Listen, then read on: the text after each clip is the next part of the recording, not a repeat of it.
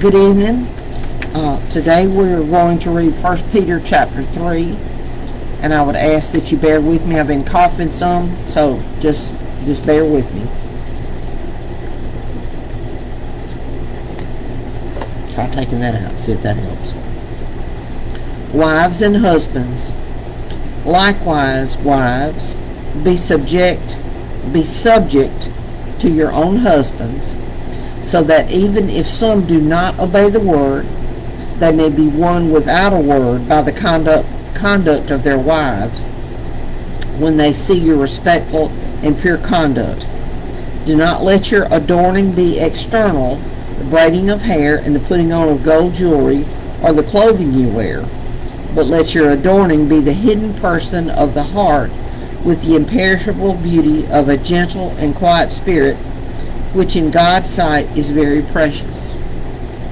For this is how the holy women who hoped in God used to adorn themselves, by submitting to their own husbands, as Sarah obeyed Abraham, calling him Lord. And you are her children, if you do good and do not fear anything that is frightening. Likewise, husbands, live with your wives in an understanding way, showing honor to the woman as the weaker vessel. Well, let me say something about that. Yes, physically we women are weaker than men in general, but I heard someone explain it this way. You can have fine china, and you can have, I don't know if y'all remember the stoneware that was popular there for a while, that real heavy plates, and you could just about hammer a nail in with them because they were so heavy and sturdy. So this person said that men are like that stoneware and that women are like fine china. It's not that we're not, because china is strong, but it is more delicate and it's more supposed to be beauty than, I don't remember exactly how he said it, but anyway, we are the weaker vessel, and that's not in a disrespectful way, since they are heirs with you of the grace of life, so that your prayers may not be hindered, suffering for righteous sake. Finally, all of you have unity of mind, sympathy, brotherly love, a tender heart, and a humble mind. Do not repay evil for evil or reviling for reviling, but on the contrary, bless. For to this you were called, that you may obtain a blessing. For whoever desires to love life and see good days, let him keep his tongue from evil and his lips from speaking deceit. Let him turn away from evil and do good. Let him seek peace and pursue it.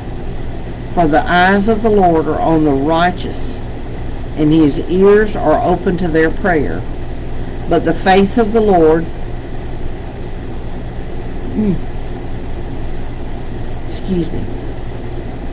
But the face of the Lord is against those who do the evil. Now who is there to harm you if you are zealous for what is good?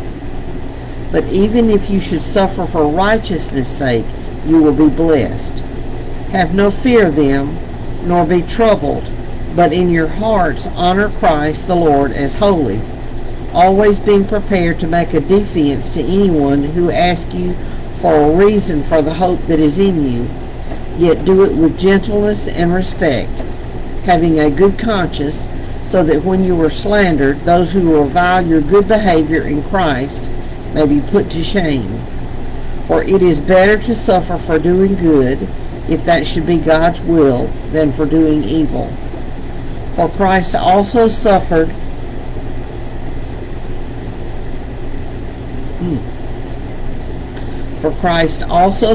once for sins, the righteous for the unrighteous, that he might bring us to God, being put to death in the flesh, but made alive in the Spirit, in which he went and proclaimed to the spirits in prison, because they formerly did not obey, when God's patience waited in the days of Noah, while the ark was being prepared, in which a few, that is 8 persons, were brought safely through water. Baptism, which corresponds to this, now saves you